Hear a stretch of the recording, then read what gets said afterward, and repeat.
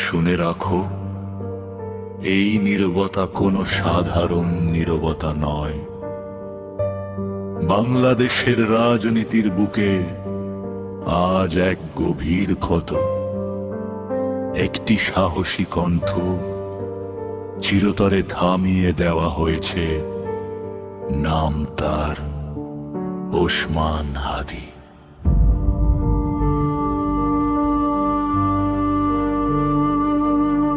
তিনি ক্ষমতার জন্য কথা বলেননি, তিনি কথা বলেছিলেন মানুষের জন্য। তিনি চুপ থাকেননি, কারণ চুপ থাকাকে তিনি অপরাধ মনে করতেন। এই অপরাধেই তাকে গুলিতে ঝরতে হলো। একটি গুলি একটি বুক ছিন্ন করেছে, একটি পরিবার ভেঙেছে, একটি জাতিকে প্রশ্নের মুখে দাঁড় করিয়েছে। রক্ত পড়েছিল রাস্তায়, কিন্তু সেই রক্ত ভয় মুছে যায়নি। সে রক্ত প্রশ্ন হয়ে রয়ে গেছে।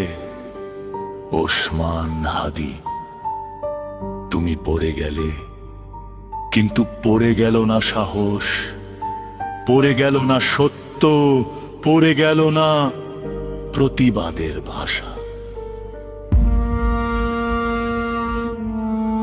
তারা ভেবেছিল একটি কণ্ঠ থামালে সব থেমে যাবে, কিন্তু তারা জানতো না সাহসী কণ্ঠ মরেও গর্জন করে।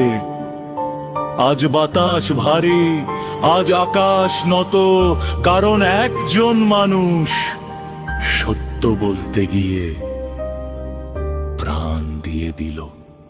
ওসমান হাদি, ইতিহাস তোমাকে বিচার করবে, মানুষ তোমাকে মনে রাখবে। আর জুলুম, জুলুম কখনো স্থায়ী হয় না। হে আল্লাহ,